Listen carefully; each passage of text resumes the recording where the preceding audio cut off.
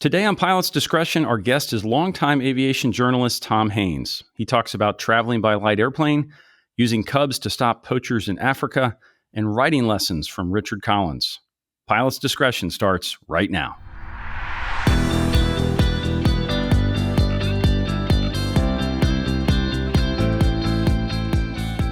Hi pilots, I'm John Zimmerman, and thanks for listening to Pilot's Discretion from Sporties. Visit sporties.com/podcast for today's show links and access to all of our archives. Also, a quick reminder about our new online magazine from Sporties called IFR Focus. This is the place to learn all about instrument flying, whether you're brand new to it or an old pro. It features in-depth articles from writers like Jeff Van West and Elaine Coe. You can visit ifrfocus.com to subscribe for free. Today, my guest is one of the most connected people in aviation and a name that will be familiar to many listeners. Tom Haines spent 35 years at AOPA, many of them as editor-in-chief and senior vice president, where he wrote countless articles and starred in many videos for the organization. But Tom is as much a pilot as he is a journalist. He's logged time in over 100 airplanes across 5 continents, although probably no airplane is as close to his heart as his trusty A-36 Bonanza. In 2023, he was named a living legend of aviation and earned the award for Lifetime Achievement in Journalism from NBAA. Tom, welcome to Pilot's Discretion. Hey, John. Thank you. Great to be with you. You spent your career traveling by light airplane. I might call you a disciple of the Richard Collins School of Flying, which is all about flying across the country in all kinds of weather, trying to kind of run your own little piston airline. And I think I love this type of flying too. I think it's tremendously rewarding. It's challenging. It's fun, but it's not easy. And a lot of the training we get for the check ride doesn't really prepare you for that type of flying. So if I want to branch out into that, let's say I have an instrument rating and I've got a Bonanza or a 182 or a Cirrus, and I want to start doing that type of travel. What are some of the skills I need to learn, especially maybe those skills I don't learn from the check ride prep? Well, patience, number one, and flexibility, number two. Because while we love our little airplanes and they could be great utility airplanes, getting us around the country, as you mentioned, Richard Collins did it all the time, and I flew with him many times. Privileged to fly with him, and I learned so much from him. And we could talk about that if you want. But among the things I learned is that you just you need to have a plan A and a plan B, and don't be afraid to execute plan B, which might be just sitting on the ground or waiting till tomorrow or taking off today instead of tomorrow. Keeping an eye on the weather. And of course, we have so much better weather products now than we did, 20 years ago to help us make those kind of decisions. But when people ask me those kind of questions about how do I use an airplane for practical flying and getting places and taking my family places, I mean, the one thing I have to just say is you need to be flexible because you won't get there every time. There will be times when you'll have to delay or leave early. And so if you build in an extra day into your schedule, so you don't have to be back, and really anytime you have to be anywhere, you probably shouldn't be flying GA anywhere anyhow. But the ability to leave early or leave late is probably one of the best things that you can do, and just be flexible. Excellent advice. And I've also given the advice to you don't have to go direct. Sometimes you look at that weather map and, if the job is to get from Frederick, Maryland to Dallas, Texas, there's no bonus points for going direct. If you've got to go 150 miles north to miss the weather, that's okay. But it's amazing how hard that is to do sometimes when you get locked into that magenta line that's going direct from departure to destination. Yeah, I just had an interesting experience related to that coming back from Oshkosh this week in a light VFR only airplane, which I don't very often fly those kind of airplanes, but it was an additional challenge because it was a VFR only airplane. And so I had to divert way around Chicago because a bunch of thunderstorms cropped up that weren't forecast to be over Chicago on Sunday late afternoon when I was supposed to fly. But guess what? They were there. So you deal with that. And instead of going right down over the shoreline like I was hoping to do and see the cityscape, I had to go way west of Chicago, down to Joliet and make a left turn. But in the end, it added maybe 15 minutes to the flight. It was not that big a deal. And sometimes you get frustrated because it looks like, oh, that's going to be a huge diversion and it's going to add all this time. When in reality, it really doesn't. It's minutes usually that even a significant diversion adds. So you mentioned the data link weather piece of this. Certainly one of the biggest changes in GA flying over the last 25 years. Add GPS to that.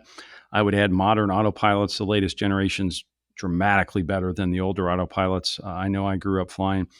So is it easier these days because of that technology, or is it harder because of the complicated airspace, the high FBO fees?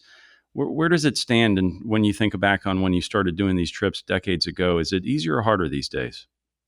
I think it's easier. I mean, you certainly the things you mentioned regarding FBO fees and higher fuel prices definitely make it probably less economical in some ways, and of course, lower airline fares. Even though we like to think airline fares are high, they are low compared to what they would be if you actually adjusted them from inflation since airline deregulation in 1978. But yeah, just the situational awareness we have in the cockpit today is just amazing. I mean, every time I'm flying, I actually get excited and appreciate the value that we have in the airplane regarding ADS-B for traffic, ADS-B for weather, Sirius XM if you prefer for weather, and GPS, all the airspace, terrain, all that information is just out there and so easy to access on our phones, iPads, displays built into the cockpit. It just it's so easy well, I mean, it's not easy. It is easier. Still lots of challenges out there.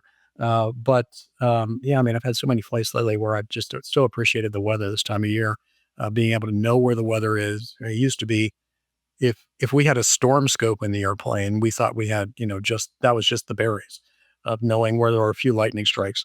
So having, weather radar and all the METARs and the TAFs and everything available to you with a touch of a couple of buttons, way cool.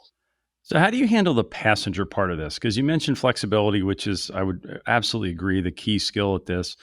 But you've got non-pilots there. So when you're sizing up weather or other conditions and you're having those conversations about when do we leave or where do we divert to, I assume I know how to fly the airplane because I got my certificate, but how do I manage the logistics and even the relationships when I'm trying to be my own flight department? Any tips there?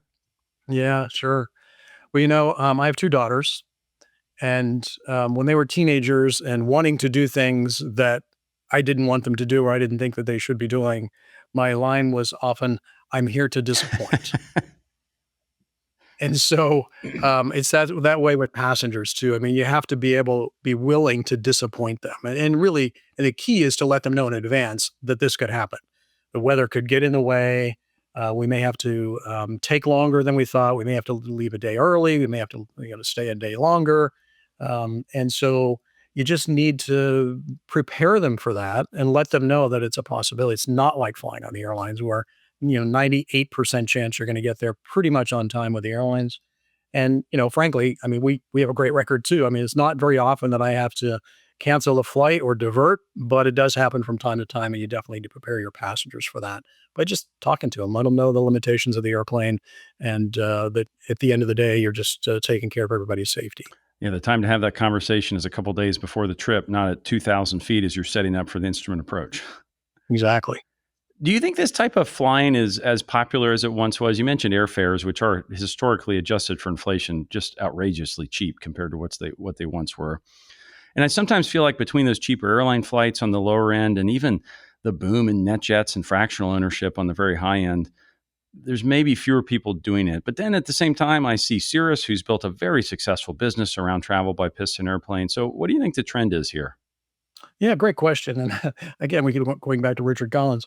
When I started flying with him in 1988, um, and we'd be sitting shoulder to shoulder for hours on end in the P210, flying to who knows where. And he was so generous. He put me in the left seat as a very inexperienced pilot and no instrument rating and that sort of thing. And I truly appreciated the opportunities that he gave to me. But among the conversations we frequently had was him saying, "Oh my gosh, listen to how quiet the frequency is. There's just not as much traffic, not as many airplanes out flying as there used to be." And this was 1988. So now we have whatever that is, the better part of 40 years passed. And when I'm out flying, I mean, I think there are fewer GA airplanes on the frequencies these days than there were, back in maybe in the 80s, late 80s and into the 90s. But you mentioned Cirrus, and I think that's a good point. They have brought on a whole new generation of pilots in the whole cirrus lifestyle thing has really mean that those people who own those kind of airplanes are actually flying a lot. So I'm sure that's bumped it up some, but I do think that there is less cross-country flying happening in general aviation airplanes than there were decades ago. I would tentatively agree with that. And my only urging would be that for folks who don't do it or haven't done it much, go try it. Maybe bring along an experienced pilot on one if you want to sort of stretch the comfort envelope. But I think it's just some of the most rewarding flying you can ever do. It's a lot of fun. It's a way to involve family and friends. And as you said, I agree. It's easier. It's not easy, but it is easier than it once was with all the technology we have today. Yeah, I mean, just to build on that, I mean, I think that's a great point. The way to get there and the way to get comfortable to do it is to do it. You know, you can read all the books, you can watch all the videos and listen to all the people who do it, but until you get in the airplane and go do it, and with a mentor pilot to start is a great way to do it. Again, I keep going back to Richard. He was such a great mentor pilot.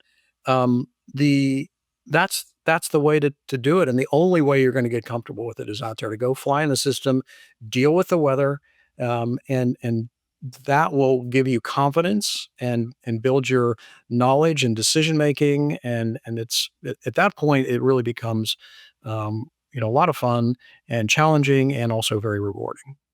So, pulling out a little more broadly on the industry, as we talk about trends, obviously Mosaic was the big news this year at Oshkosh, that the long hoped for reform of really both the light sport airplane and the sport pilot rules happened. I think a lot of people are enthusiastic about that, hopeful about that. What do you think will be the most visible impact of that, say 5 years from now?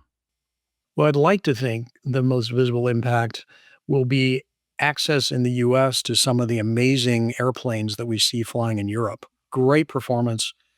Most of them are two-place airplanes because that is among the limitations over there, but they're airplanes that we can't use here because they have retractable landing gear, constant speed propellers, and some other things that just there is no spot really for them in the US.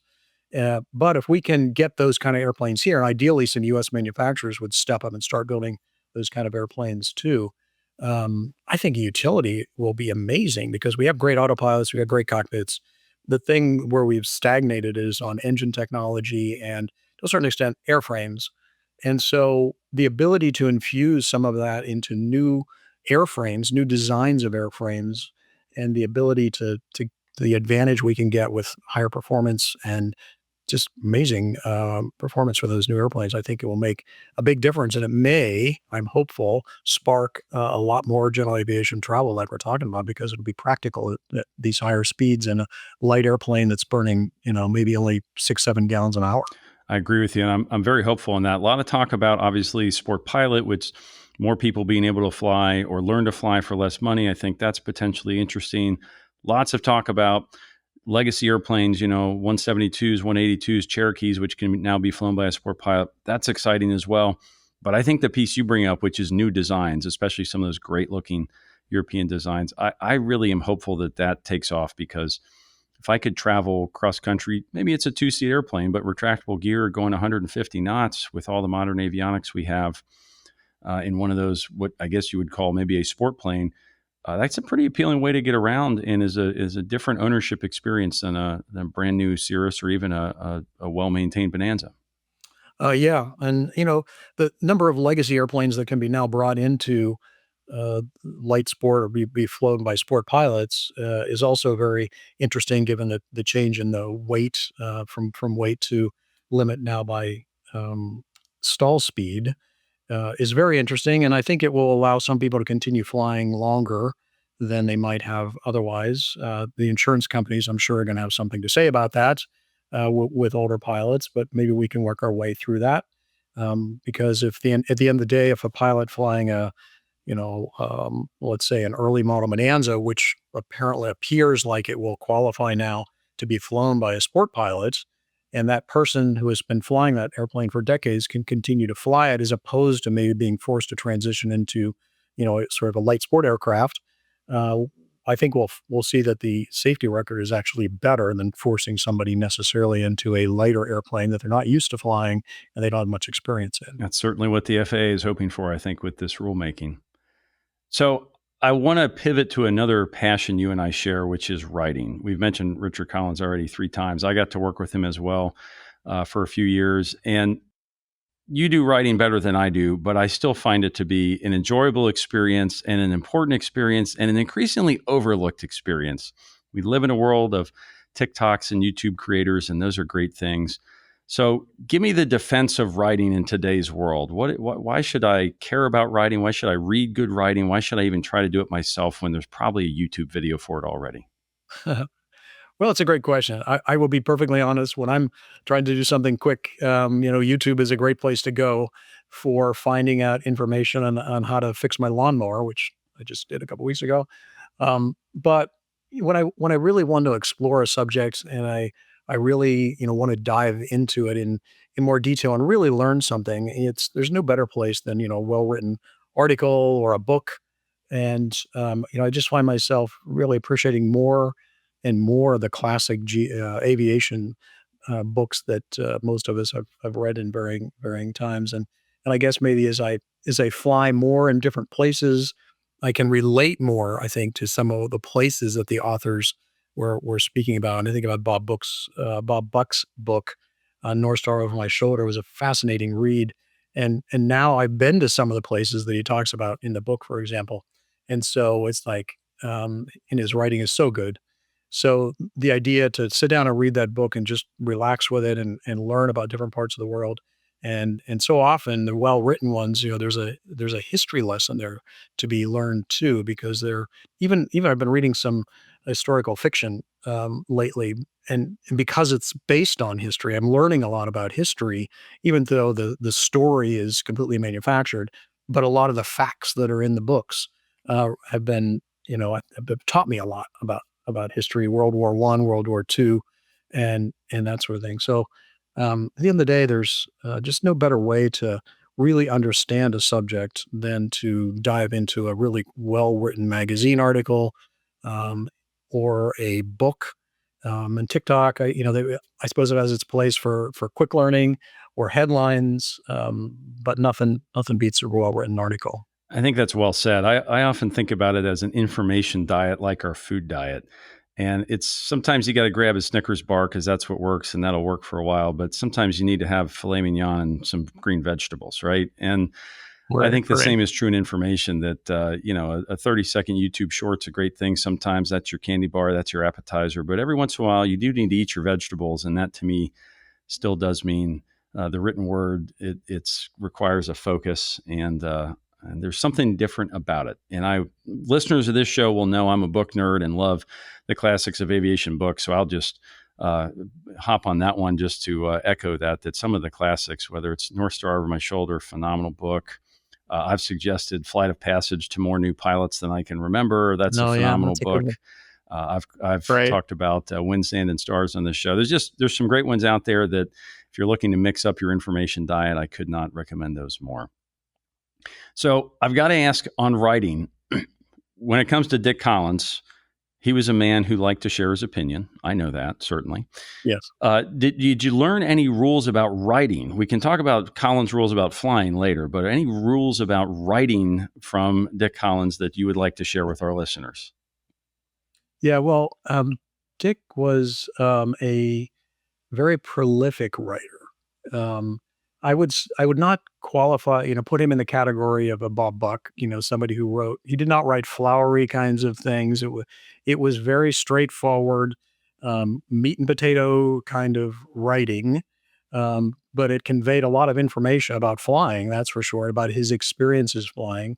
Um, when he was writing for AOPA Pilot, when I was there, he wrote really long articles. When he moved away from us, went working for Sporties and some others, we really cut back on the length of some of the columns and the articles that we ran because it just felt like we weren't serving the readers as well as we should. But he would sit down and write, a 2,500 word or 3,000 word article in like a couple of hours. It was amazing. He pounded out, and it was good. It wasn't like I said, beautiful prose always, but it was very efficient, and it was very conveyed a lot of information. So he was really something to be able to just turn out copy like nobody I've ever seen, and he just did it effortlessly. He always told me he was actually the brief one because his father, Leighton Collins, who founded Airfax back in the 30s and wrote some classic books, he could spin out 10,000 words without even getting out of bed, he used to say. So Richard would always remind me that he was quite brief compared to his father. Yeah, that's true. And the old Airfax magazines back in the day, some of them that his father wrote were really long. You're right. Tom, let's take a quick break. And when we come back, I want to talk about your latest project.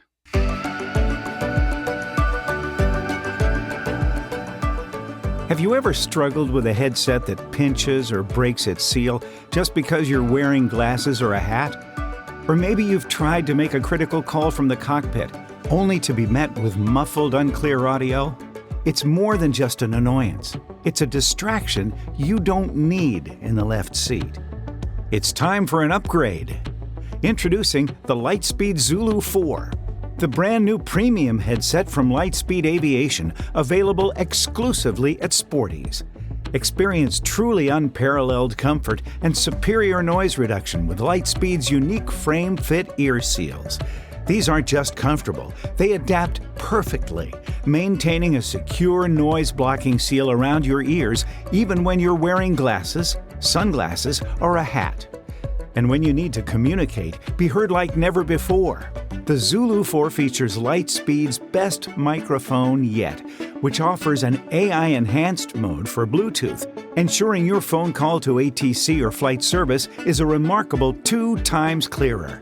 But the Zulu 4 isn't just new innovations. You still get Lightspeed's renowned active noise reduction for an incredibly quiet cockpit, plus the rugged build quality you trust with durable Kevlar cables and a robust stainless steel headband.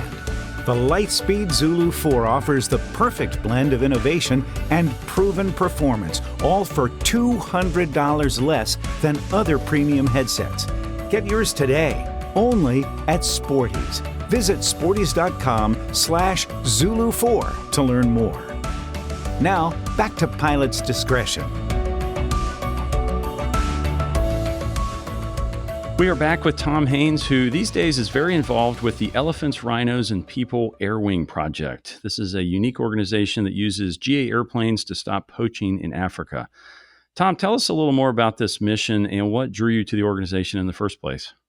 Yeah, what drew me was a call from a couple of the principals for this nonprofit, Elephants, Rhinos, and People, both South Africans, and they're both pilots, and they're both AOPA members. When they heard I was retiring from AOPA, they reached out to me and said, "Hey, we have a couple of aviation-related projects. We think you could help us. Would you be willing?" And they went on to expand upon it. And the most significant one was related to the work that they are attempting to do mostly in Namibia. The nonprofit ERP has been around for about 10 years, and they've acquired large preserves in South Africa and really large preserves in Namibia for elephants and rhinos. And the idea is that they're protecting the elephants and rhinos from poaching and from poaching mostly, and just giving them range and really from human interference as much as possible. And part of that is the people part, where they are doing a lot to lift the people who live around the preserves out of poverty, so they'll have better lives and be less likely to support poaching. And so they're doing that by offering really amazing resources to the people in these communities regarding entrepreneurial training, just general education, business development, market creation. They go out, they will even acquire products from these people and get them out into a larger global market that they could never reach on their own, helping their kids have better education experiences. They've given away on the order of 900 bikes to the kids in the communities around some of these preserves, because many of them it's 5 miles to school, and the kids don't go.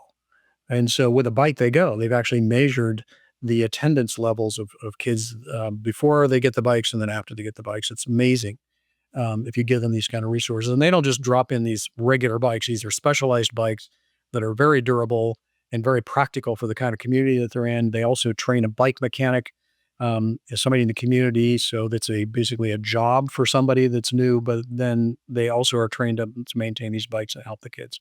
That's just one thing. There's many other projects that they do to help the people in these communities. And so they asked me to help them basically stand up what we're calling the ERP Air Wing. They use drones over their property in South Africa, but the ones in Namibia are so big and so spread out that they finally felt like they were to a point that they really needed some light airplanes to do herd monitoring and anti-poaching, and to occasionally move a veterinarian in to maybe even land off airport to get it close to an animal that might be injured. So they asked me if I could help them figure out what's the right airplanes, how do we get them over there, how do we stand up this flight operation in Namibia, because again, they've not really used airplanes before. So that's where we are. I've been helping them over the last couple of years really figure out what's the right airplane, how do we raise funds to get it. We took possession of our first airplane at AirVenture, and at a press conference there and a signing ceremony. It was really a lot of fun. And the first airplane is an NX Cub from CubCrafters. It's basically their tailwheel X Cub, but it's got a nose wheel on it, and that has caused some people to ask questions. But really, if you look at the performance of the airplane, and I've flown several NX Cubs, and there is no compromise from a runway performance standpoint with this nose wheel airplane. And the upside is that a lot more pilots can fly it and don't have to maintain the same level of proficiency that you might for a tailwheel airplane. And I just priced insurance on our first airplane, and the insurance is about a third less for the nose wheel Wow. airplane than it would be for the tailwheel airplane. And we all know what the accident rate is for tailwheel airplanes, whether we like to admit it or not, is worse. And so this is a really good choice for the type of mission that they're flying. And so we took delivery of the first one. We're raising money for a second airplane now. And when we get the second airplane, the two of them will be put in a container, taken apart, put in a container, shipped to Namibia, and we'll put into work over there flying missions among the properties that they own in Namibia. And then a phase two part, which is I got a lot of attention, a lot of comments from pilots at AirVenture who came up to see the airplane, was how can we get involved and when can I go fly in Namibia? Because we have said all along, our phase two is that we want to invite pilots to come over and fly the airplanes as part of an aviation experience. We plan to leave them N registered. So anybody with a U.S. pilot certificate anywhere in the world, a lot of Europeans, as you know, have U.S. pilot certificates as well. But anybody with a U.S. certificate can come over and fly these N registered airplanes in Namibia without a huge license validation process, and we'll invite them to come over and have in a group, small groups, and maybe do this like once a quarter. We'll have them go out on sort of a guided tour. They get to fly the airplanes. We'll go visit the properties that ERP owns. They'll get to see what's happening in some of the communities, the projects that they're working on with the people there. They'll get to spend time in some of the beautiful lodges that surround these properties, get to go on game drives and see the animals up close and personal. If you haven't had a chance to do that somewhere in Africa, I encourage you to do it, whether it's with ERP or ever how you want to do it. It is a life-changing kind of thing.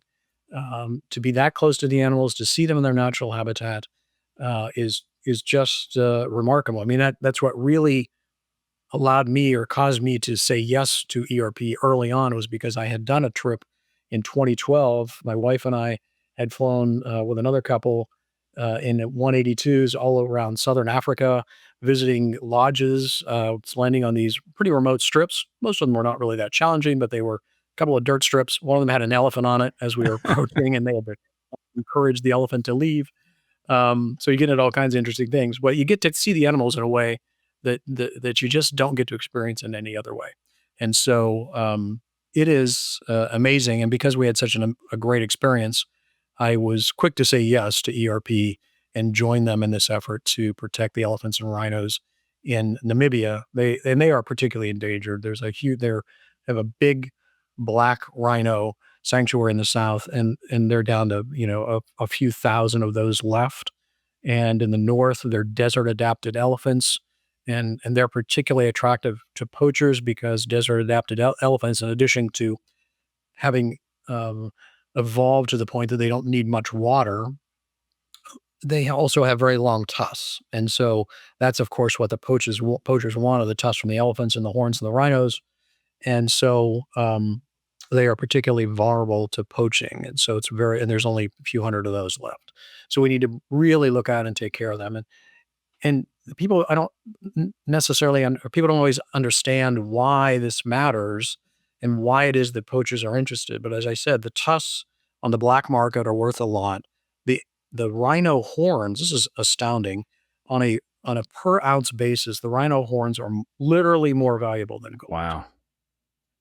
And so it's no wonder that people will, many of these people in the local communities are pretty impoverished. And so when somebody on the outside says, "Come help us take down a rhino so we can get the horn," and then they just slaughter it and leave it lay and take off, the horn, which might only be, a few inches long, but that is super valuable on the black market. It's no wonder that people are willing to help. And so ERP's goal is to give those people in the communities a better life, so they're less likely to support poaching, and to begin to recognize the value of tourism by having these animals out there. It invites people to come and visit, stay at these beautiful lodges, and that of course spurs local activity, economic activity as well. But poaching is a very serious thing, and just so senseless, because some cultures believe that the rhino horns are aphrodisiac and that sort of thing, but there's just no value there. It's ridiculous, and so they're being slaughtered for no reason.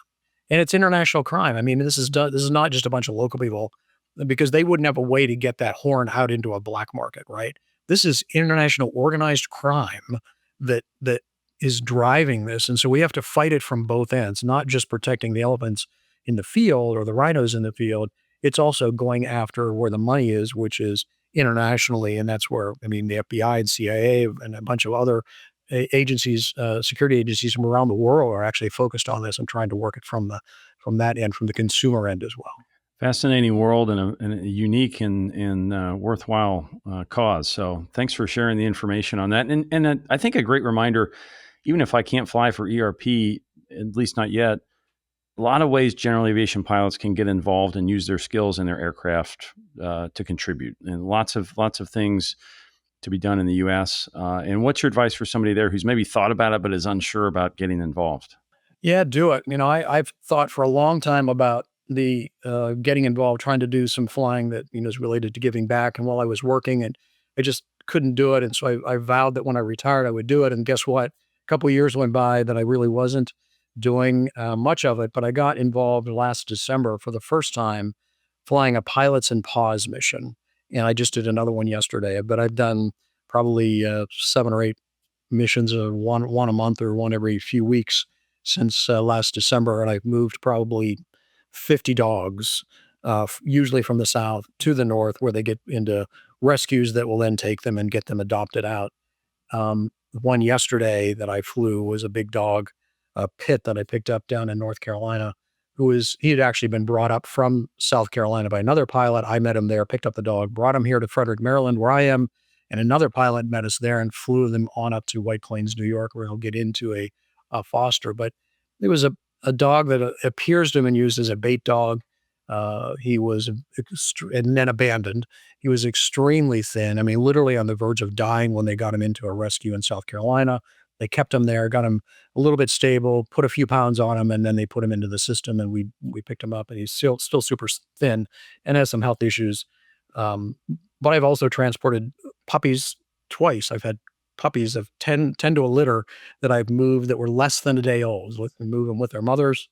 And it's very rewarding and just a lot of fun. We're big dog lovers anyhow, and have rescues of our own.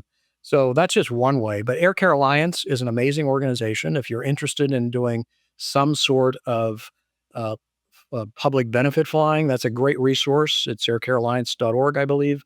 And if you go there, they have a whole list of the organizations that are a part of Air Care Alliance. Basically, Air Care Alliance is an organization of organizations, and these smaller rescue organizations and public benefit organizations are a member, and Air Care Alliance tries to provide them with certain levels of support and to make life a little bit easier for them. And there's a list of organizations on their website that is super helpful. And I guarantee there's one in your community. Air Care Alliance or Pilots and Pause is national, but there are other ones for moving patients that tend to be more regional. And so the ability to help somebody get to a medical appointment that is outside of their community can be very rewarding, and helping out in the case of hurricanes and tornadoes and that sort of thing. GA airplanes are very good at that. I've been involved in, helping out with some hurricane relief flights myself. So there's a lot of opportunities, and it is very rewarding, and it's a great way to use a general aviation airplane, and certainly puts a really positive spotlight on general aviation when you show up there and maybe get some media coverage and people get to see what you can do with a light airplane. All right, Tom, we always like to end Pilot's Discretion with a lightning round we call Ready to Copy. I'll ask some rapid fire questions on a range of topics, and you read back with your quick answer. Are you ready to copy? Ready to copy. You've flown a lot of airplanes in a lot of places, more than almost anybody I know. So let's start with that. What is the most interesting airport you've ever landed at? Oh, wow. I mean, it was not interesting in that it was particularly challenging, but a favorite is Driggs, Idaho. And the reason I love it there is because it's in the shadow of the Rockies and the Grand Tetons. And it's just an amazing place to take off and fly up, as near as you legally can fly to those peaks. If it's a calm day, you can get up pretty close and fly around those majestic peaks. And the sunsets out there are just remarkable. So that is a favorite place for sure. I really enjoy flying out there. But if I could have two, the second one is in the Green River Valley, Green River Valley in southern Utah. There's a couple of gravel strips that I've been in and out of there right along the river, and gosh, you're just in the middle of nowhere. It's just you and a couple of friends in an airplane sitting along the river among these majestic, down this valley and these majestic hills all around. That's just an amazing experience. All right, how about airplanes? What's the most unique airplane you've ever flown? Well, one that very few people can say they have flown is the Textron Aviation Scorpion, which is an airplane that Textron developed on its own, using some citation parts to try to convince the military to acquire it as a reconnaissance airplane and a light attack airplane. It had a bunch of multi-role capabilities, and they offered me the chance to fly it a few years ago. And so it's my first time flying with a pressure suit on, so that was kind of interesting.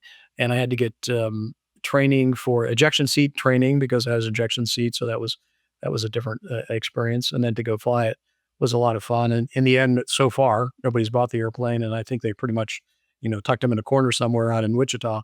So that's one that I can say I've flown that very few others have. And it was fun. It was really quite a nice airplane. And I think a lot of, very versatile. So it's a shame that somebody did pick it up because I'm sure they could have been built and delivered for a lot less money than a sort of a custom built military airplane, if you will. Out of all the airplanes you've flown, which one would you most like to own? Well, this will be near to you. I think a PC-12 is an awesome airplane. Pilatus PC-12. I mean, it's just single engine turboprop, so pretty easy to fly, fairly easy to maintain proficiency in, and super capable. The ability to get in and out of backcountry strips to a certain extent, carry a lot, big door, pressurized, reasonably fast, and I think that's just one of the most amazing airplanes that I've ever had the chance to fly. And if money were no object, that's what I'd have. You'll get no disagreement from me. I could do a whole podcast episode on why that airplane's great. Here's one that I know many people will not match. You've flown the B-25 Mitchell. What is the hardest part of flying that airplane? Oh my gosh, taxiing. Brakes on that thing were just really, really very touchy, and it was the most challenging part of flying that airplane for sure. But it was so nostalgic to get in and sit in that seat. And I was flying obviously with a pilot way more experienced than me in the airplane. And we went out and I did get a SIC, second in command type rating in it, which meant we had to go do certain maneuvers, some of the usual stuff, steep turns, stalls, single engine landing, all that kind of stuff. And so I got to experience the airplane pretty significantly, but it was mostly just the idea of, as we were just flying along, we were over in Delaware along the beach. And so, it's easy to envision that you're flying like over Normandy in a B-25, or you're down in the South Pacific somewhere and flying in a B-25, and maybe you've just taken off from an aircraft carrier like Doolittle Raiders did and went off to bomb Tokyo. So the thought that these, 20, maybe 20 something year olds flying in this airplane and, as waist gunners, bombardiers, navigators, and then the pilots themselves, I was just really struck by, a lot of nostalgia, I guess, as I was flying that airplane. Hard not to be. Unbelievable, even just walking around those airplanes at Oshkosh, to stand there and think Yeah. about what those airplanes have done and the people who flew them. Yeah. So let's move to some industry topics here. What do you think is the biggest technology advance since you became a pilot? You can only pick one. I know there's many, probably. Well, I guess it's pretty obvious the GPS would have to be somewhere at the top of the list. And I think that really is just what's changed really all of our lives in so many ways, but particularly the aviation side. To think how we used to, get around the country with swinging needles, and pretty good sense of where we were and crossing radials from a VOR and all that, and no moving maps. And now to know within feet of where you are at all times, and to be able to go from point A to point B, not just from nav A to nav aid. I mean, it's just remarkable. And then the same, flight training. It's such an impact on flight training that all the studying we had to used to do for NDBs and all the VR stuff. I mean, I guess students today still have to deal with the VORs to a certain extent, but it has really changed flight training. I think made life a lot simpler for student pilots as well. On a scale of 1 to 5, with 1 being failure and 5 being huge success, how would you rate the prospects for eVTOL aircraft and the broader AAM world? Great question. I'm relatively optimistic that we'll get there. I mean, obviously the timelines have been thrown out there, are ridiculous, but I mean, I would give it a 4. We'll get there with some regional electric airplanes, sometime soon. I mean, I really think that, hybrid is a much better way to go, whether you're talking about cars or airplanes, but the ability to use a a typical engine of some sort or another, to assisted by battery or the other way around, is a great, certainly interim step until we develop the battery technology or hydrogen or fuel cells or whatever the right technology is to be flying on pure electricity all the time. But there's no doubt that electric motors are more efficient than our gasoline engines. And so we'll get there. It's just a matter of the timeline. And so I'm encouraged by the progress that Beta Technologies has made, Joby, and Wish to a certain extent. Although I think that autonomous flight is still over the horizon a ways. I just, even if the technology worked really well, and I'm not sure we're quite there yet, I think the acceptance level by passengers to get in a totally autonomous airplane and fly any distance, if at all, I think we're quite a ways away from that. We got a lot of proving to do, and the introduction better go really well, because if there's any significant incidents and accidents, right out of the box, man, it's really going to put a cramp on their style.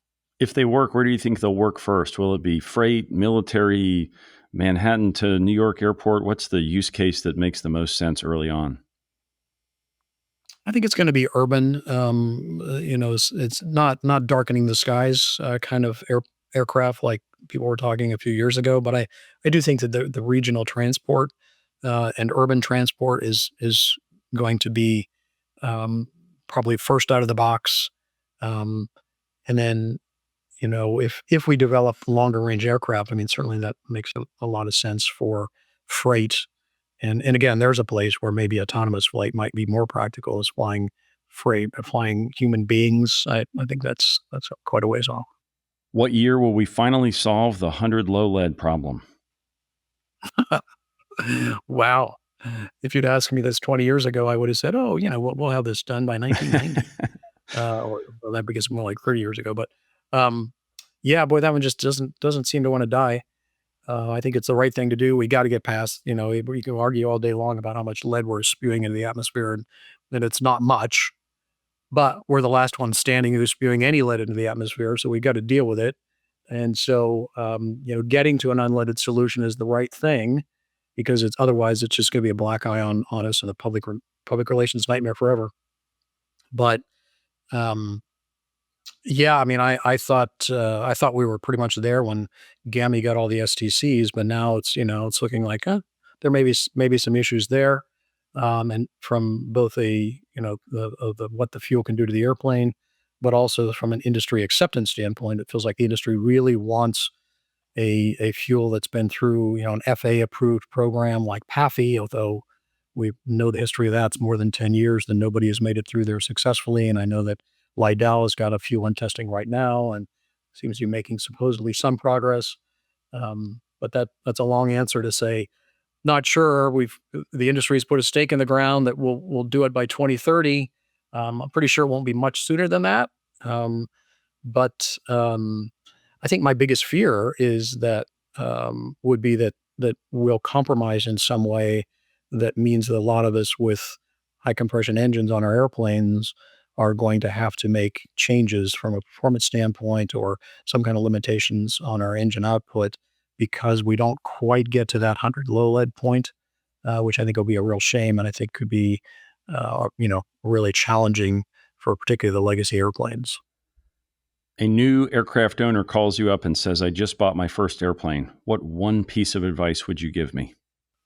Go find a flight instructor who is experienced in that particular model of airplane and has really good track record in teaching people how to fly it, and fly with that person or a very qualified mentor pilot for whatever the number of hours per person is going to vary, but you can learn so much sitting next to somebody who is experienced in the airplane. And as we talked earlier about just even, cross-country flying, learning how to do that at the shoulder, sitting shoulder to shoulder with somebody who's been there. So that's the reason I love the American Bonanza Society and the COPA organizations. They've got a bunch of well-experienced pilots. And even up obviously in the jet level, if you buy a Citation I remember I'm typed in the Eclipse jet, and we had a whole cadre of mentor pilots who were willing to fly with pilots for a fee, to fly with new pilots, and it was super helpful. And so that's the best advice I can give. All right, Tom, our last question is always the same. You have one final flight. We want to know, what are you flying and where are you going? Well, I think I'd get my PC-12 and I would go out to probably to Driggs and hang out for a while, and then maybe second leg would be down to Utah to that Green River Valley dirt runway, which I think the PC-12 would handle just fine, and just hang out for a while and go to campfire and sit back and watch the birds fly overhead and listen to the sounds of the desert. Sounds great. Tom, thanks for being on the podcast. Absolutely, John. Thanks for having me.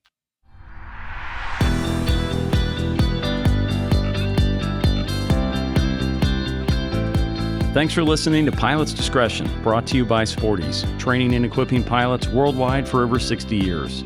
For more episodes and today's show links, visit sporties.com/podcast. I'm John Zimmerman. We'll see you next time on Pilot's Discretion.